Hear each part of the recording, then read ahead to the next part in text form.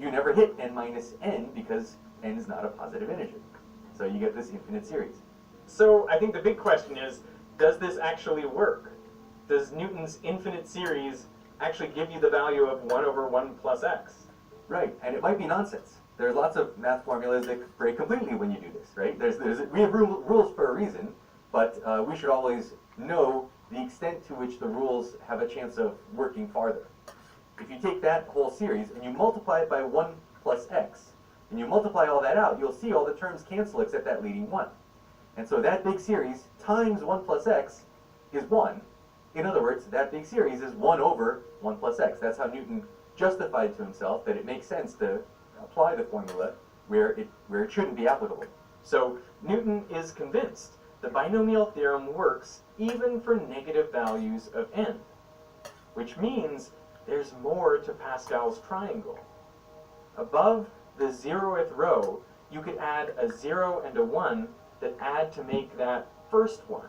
And then that row would continue minus 1, plus 1, minus 1, plus 1, all the way out to infinity. And you know, outside the standard triangle, the implied value everywhere is 0. And this fits with that. The alternating plus and minus 1s add to make 0 everywhere in the row beneath them. And you can extend the pattern for all negative integers, either using the binomial theorem or just looking at what numbers would add together to make the numbers underneath. And here's something amazing. If you ignore the negative signs for a minute, these are the exact same numbers, arranged in the same pattern as in the main triangle. The whole thing has just been rotated on its side. But Newton doesn't stop with the integers. Next, he tries fractional powers, like 1 plus x to the half. So now what does it mean you take 1 plus x to the 1/2? Well, that's the same thing as square root of 1 plus x. And he wants to understand, does that have the same expansion? Putting n equals a half into the binomial theorem, he gets an infinite series. That makes me think that we could actually go into Pascal's triangle, blow it up, and add fractions in between the rows that we're familiar with. Exactly. There's even a continuum of Pascal's triangles. Between 0 and 1, there's the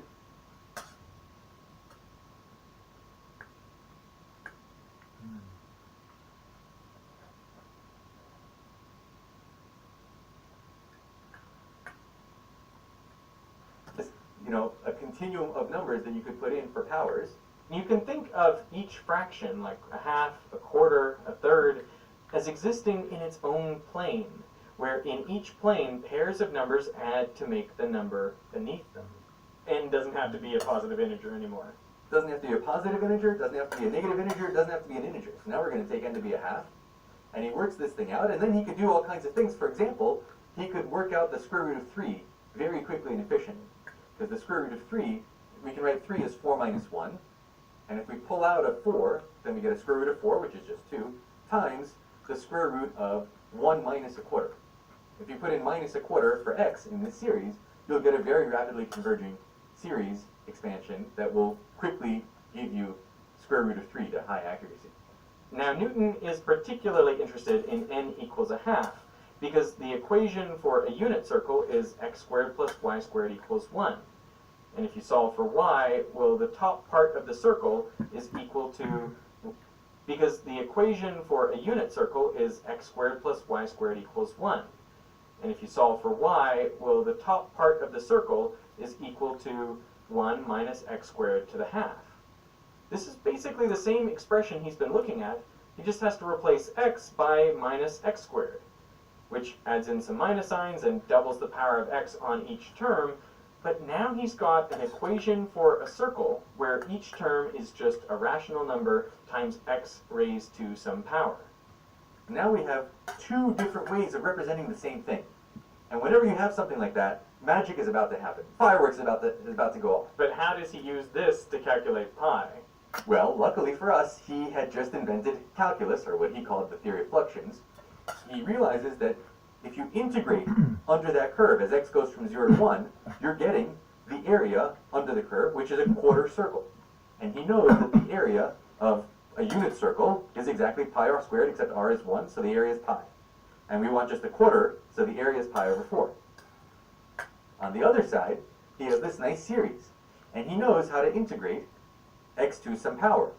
You just increase each power of x by 1 and divide by the new power. And now you have an infinite series of terms which just involve simple arithmetic.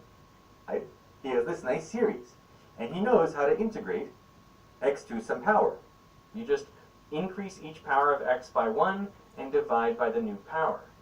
And now you have an infinite series of terms which just involve simple arithmetic with fractions. You put in x equals 1, and you can calculate pi to an arbitrarily high precision. But Newton goes even further, adding one final tweak. A not good math paper has 0 ideas. It's just pushing through things that everybody already knows, but nobody bothered to do. Then there are good math papers that have like one new idea that's like really shocking. Newton's on new idea number 4 at this point, and he's about to have new idea number 5. And new idea number 5 is instead of integrating from 0 to 1, he's going to integrate just from 0 to a half. You know, when you have an infinite series, you want the terms to decrease in size as fast as possible. That way you don't have to calculate as many of them to get a pretty good answer. And Newton sees if he integrates not from 0 to 1, but from 0 to a half, then when he subs in a half for x, each term will shrink in size by an additional factor of x squared, which in this case is a quarter. But if you only integrate to a half, what is the area under the curve that you're computing? Well, it is this part of a circle, which you can break into a 30-degree sector of the circle, which has an area of pi on 12, plus a right triangle with a base of a half and a height of root 3 on 2. So that integral should come out to this expression. And rearranging for pi, you get the following. Now, if you evaluate only the first 5 terms, you get pi equals 3.14161. That's off by just 2 parts in 100,000. 1/6 terms. You get pi equals 3.14161. That's off by just 2 parts in 100,000. And to match the computational power of Van Curlen's 4 quintillion-sided polygon, you would only need to compute 50 terms in Newton's series. What before took years, now would take only days. So no one was bisecting polygons to find pi ever again. Why would you? Yeah, you do all that work and somebody comes along and beats you in a second. It's sort of like, you know, once someone builds a crane and then somebody else is still climbing up on a ladder to put a brick on a house. Like, that's just not how you build houses anymore. We have new technology. Are you out of your mind? You're gonna, you know, we're going to build a 100-story house. You're going to build a 5-story thing that's going to fall over. You see it in New York City. You see literally where technology came along. There's like rows and rows of 5-story buildings, and all of a sudden here's a 20-story, and here's a 30-story, and here's a 90-story. So it's all about who has the technology. For me, this is a story about how the obvious way of doing things is not always the best way, and that it's often a good idea to play around with patterns and push them beyond the bounds where you expect them to work. Because a little bit of insight in mathematics can go a very long way. Hey, this video was sponsored by Brilliant, a website with interactive courses and quizzes that let you dive deep into the topics like the ones I've shown in this video. Calculus, neural networks, programming in Python, they've got you covered. Now, I sometimes get asked why I don't get into the nitty-gritty detail or solve numerical problems in my videos, and the answer is because I don't think a video is the best way to learn those skills. The best way is to engage yourself in problem solving like you can on Brilliant. I love the way they scaffold you through a topic, building your understanding and your confidence as you go. And as someone with a PhD in science education, I can say this is the only real way to learn. You have to be a little uncomfortable to gain understanding. When I do these quizzes, I find that my brain is really working, so I can guarantee that whatever level of education you're at, Brilliant will have something for you. It's the perfect complement to watching fun educational videos. And for viewers of this channel, Brilliant are offering 20% off an annual subscription to the first 314 or pi 100 people to sign up. Just go to brilliant.org/Veritasium. I will put that link down in the description. So I want to thank Brilliant for supporting Veritasium, and I want to thank you for watching. Привет! Добро пожаловать на канал Geekbrains. Здесь мы разбираем самые волнующие темы из мира IT. Мы запускаем новую рубрику «Калейдоскоп профессий в IT-направлении». И первая IT-профессия, которую вы узнаете, это Data Scientist. В этом вы... Смешно тогда. Короче, смешно. Смешно. Страшно тогда, да.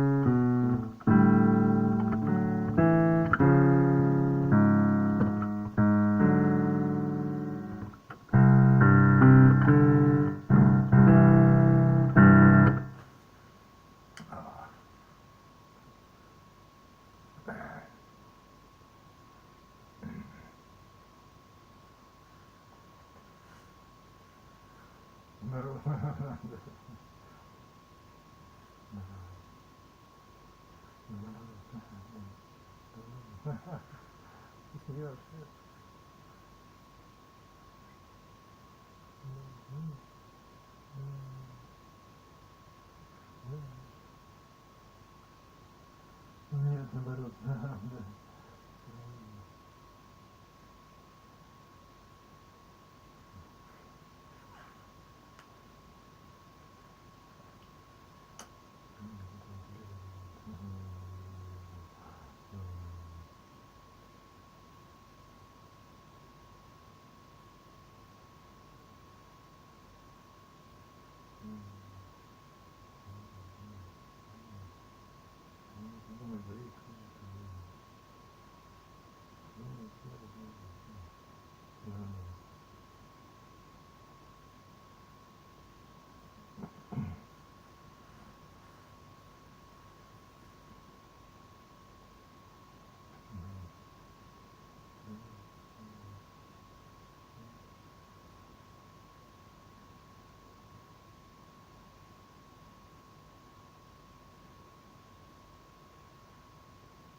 Да, вот они понимают, тебе это все,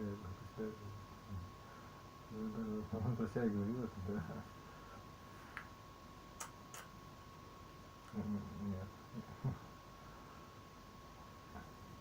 Ну нет, да наоборот.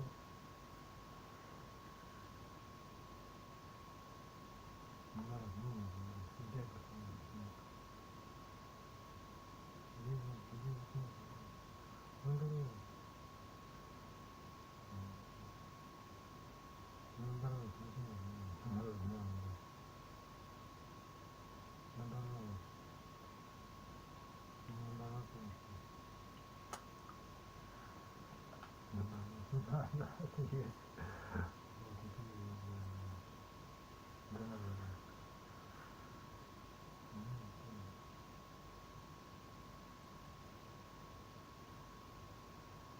For the past 6 months, I've been working on a physics-based boxing game. In this time frame,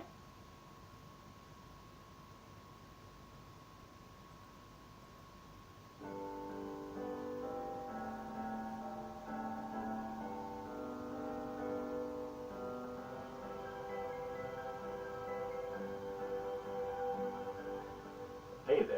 how's it going? A few weeks ago, we held the first ever Viv Jam. Over 7 days, participants needed to make a game with a focus of collectibles while keeping to a theme of there and back. First off, thank you so much to everyone that participated. The turnout was amazing, and it far exceeded anything that we ever thought was possible. The number fluctuated throughout, but in the end, we had 2,000 people join and 467 game submissions, which makes this the 14th largest game jam in itch history in terms of people joined, and 10th highest for submissions. Seriously, that's insane. Have you seen how many jams happen on itch, all highest for submissions? Seriously, game jam in itch history in terms of people submissions, which makes this the 14th largest game jam in itch history in terms of people joined, and 10th highest for submissions. Seriously, that's insane. Have you seen how many jams happen on itch all the time? To be in the top 20 is absolutely mind-blowing. I need to give an enormous thank you to 8 Bits to Infinity, and even more specifically, Mr. Joshua McClain, for organizing and running the actual jam. The event was so much fun, and everyone seemed to have a great time, and that's all entirely thanks to them. I've been participating and judging with the 8 Bits to Infinity community for a while now, and it was an utter pleasure to work with them. There's no way I could have done this without you. Thank you so much. The jam itself was fantastic, although my choice of having a focus and a theme did cause some confusion for some people. It is a deviation from the standard game jam format, which is usually just a time limit and a theme. But I'm a big fan of adding more restrictions to help spawn creative problem solving. Plus, this is my favorite format to take part in, so when I was doing my own jam, I figured that's what we'd go with. I did try to make sure that both the focus and the theme were fairly open, so you could do pretty much anything you wanted with them. And I have to say, the jam brought out some amazing mechanics, concepts, and experiences. And I'm super excited to share them all with you. I live streamed playing over 100 games, and I played even more after that to round out what I missed in the top 50 to 100. Seriously, seeing the creativity of the community is so inspiring.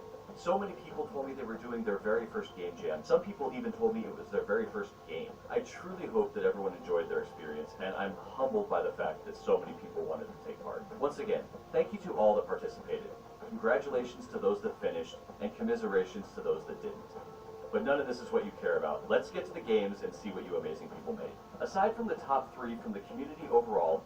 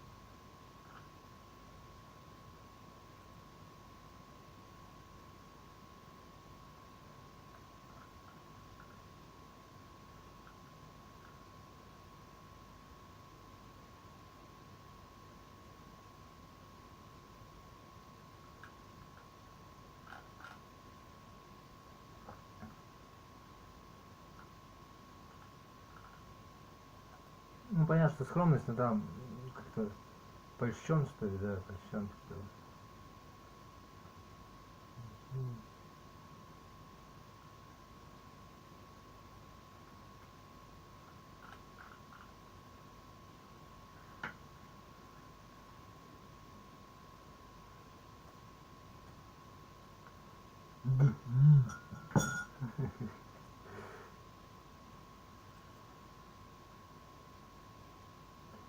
Как бы умилен, типа, да, вот. Я был увлажнен, типа, надо, да. Унижен так, да. Ну ладно, это ошибка, я обиду просто.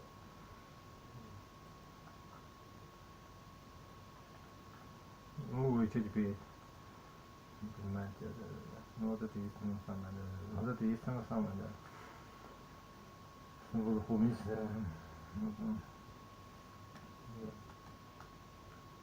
Ну нет, это так, куда? Ну не надо, что-то понятно. Ну нет, нет, вот, да. Ну да. Ну да, по-мужски, короче, это, типа того.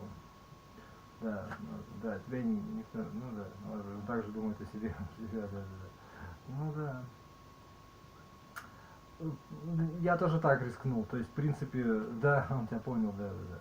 Но оно того не стоит, потому что если ты отрываешься от корней, понимаешь, он, да, да, да. Ну, прорыв нужен, да, то есть тебе самому, то есть по твоей части, да, я вот может думать о тебе так. And the judge voting, which we'll talk about first. All the other games are some of my favorites in no particular order. There's a link in the description to play all of the games from the jam, so if you see what you like, definitely check it out. Alright, let's start with the community vote winner. In Bud, by Engineer Kappa, your spaceship has crash landed on a planet, and you must find 3 parts to repair it and escape. Along the way, you collect several Bud drones, each with a different ability which can open up new routes to take throughout the level. This game is a fantastic planet, and you must find 3 parts to repair it and escape. Along the way, you collect several Bud drones, each with a different ability which can open up new routes to take throughout the level. This game is a fantastic retro experience and has one of my favorite abilities ever, a portable infinite jump pad. Seriously, how cool is this? The level design takes full advantage of having you move from one side of the level to the other and then back to the middle where your ship lays. The layout has you moving above or below previously traversed areas, only seeing them again for a few collectibles or because you missed a jump or got hit by an enemy. The game's aesthetics are incredible. The pixel art, the color palette, the design choices. You just can't help but feel like you're playing a missing gem from a bygone era. Our judges winner took the theme a bit more metaphysical with the story-driven O Soul by Galapagos. You begin the game a fragment of a soul lost in the aether. You are found by a guardian who helps you resist a demon and its minions. You must recover the lost fragments of your mind, body, and spirit. Collecting each has you playing a small minigame while learning more and more about who you are. You aren't some superpowered space marine or the chosen one. You're a husband and a father trying desperately to return to your wife and child. The mood of the game pulls you in and you want to see this aging protagonist succeed. You put yourself together bit by bit, and during the last battle you are finally overwhelmed. The game asks you one simple question. How will you answer? Second place in the community vote is Pushy Worm by Sid Fish Games. This Snakebird-inspired movement puzzle game is just adorable. You play as a worm dad that has to leave home to collect fruit for your 3 kids. It begins fairly straightforward. Push fruit in hole, get adorable victory sound.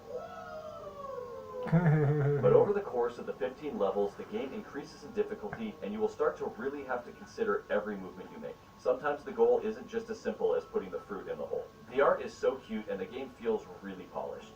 Major bonus points for the addition of an undo button. This removes a lot of the frustrations that can happen in game jam puzzle games. Not having to start the whole level over again because of a single mistake keeps the players engaged in the puzzle's solution instead of having to just repeat steps over and over again. This way you're free to try and explore different solutions while you're trying to figure out how to not fall on those nasty spikes. Second place for the judges' vote is Hop Hop Minor by Havana 24. Hop Hop Minor is a very polished game that feels like I should already be playing it on my phone. You play as this adorably big-nosed miner that descends into a cave Battletoads style. Landing on these rocks will give you blue gems that can be spent in the shop between descents, and landing on enemies will increase your rope length so you can make it further down the mine. When you've reached the end of your rope, literally, you will be hoisted out of the mine, meaning you must make your way past all of the obstacles again in reverse. The down and back flow of the game is great to get that just one more feeling out of the player, as every time you descend the mine changes, and every time you reach the gem it gets a bit deeper. The game is more challenging than it appears, and you'll catch yourself playing run after run trying to beat your score.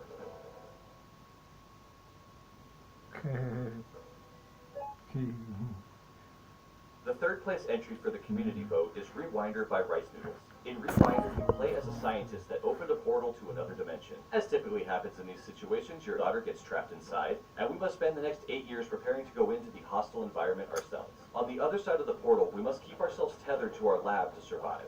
We can break the local ores for resources to power up our gun, which is used for fighting and mining, or to increase the length of our tether. Some rocks have a core that can be crafted into a node, which can be placed to create a rotation point for your tether. Why would we need that? Well, if the tether is over the void, i.e. not over the ground, you take damage. The game has you exploring a series of branching paths to collect more materials to craft more nodes, and a long enough tether to make it to the chamber with your daughter. When you've reached the end of a path or the end of your tether, you can recall yourself back with the press of a button. This whole concept of mechanic is something that I haven't really seen before, and it works so well with the theme as a core mechanic of this game.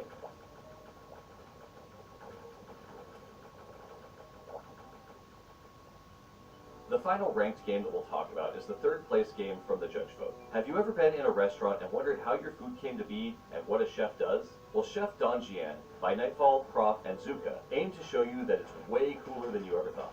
When an order is placed, we need to run to different sections of the map so we can smack the heck out of some ingredients.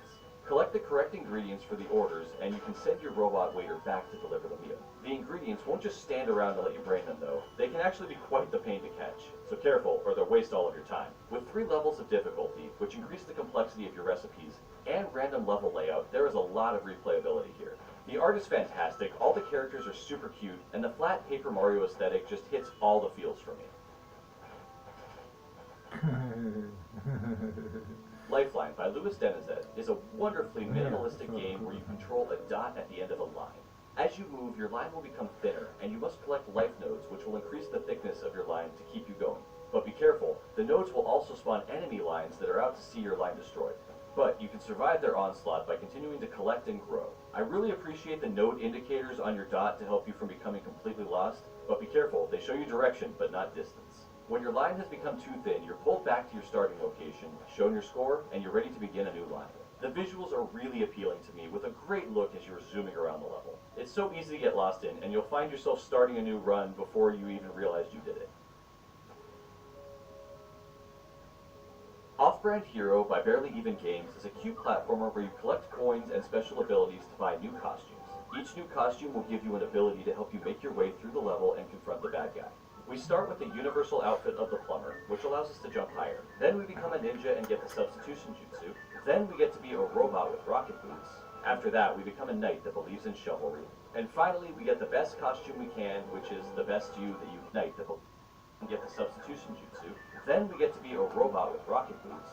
After that, we become a knight that believes in chivalry. And finally, we get the best costume we can, which is the best you that you can be. Which of course means we have the ability to punch the heck out of the final boss. The world was fun to explore, and it was really cool to get a new costume and see what it did.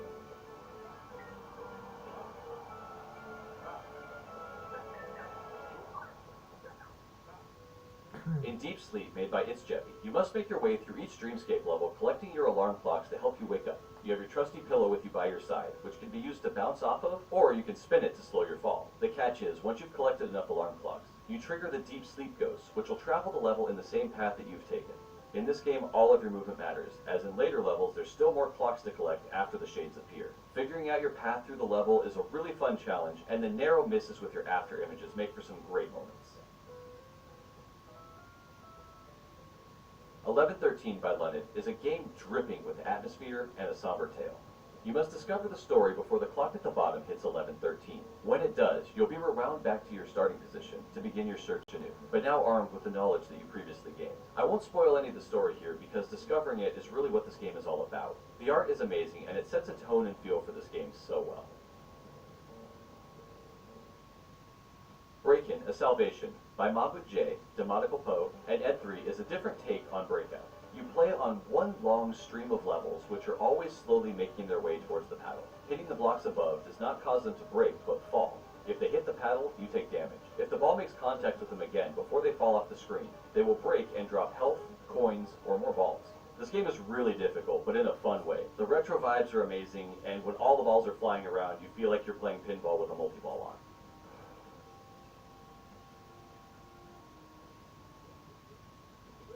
Crystal Mission by Spirits and eVGENIY is a top-down adventure that has you fighting your way through rooms to collect shards of a crystal. You are equipped with a boomerang that gives you 2 different attacks, a melee and a range, but the penalty for the range is that the range takes some time.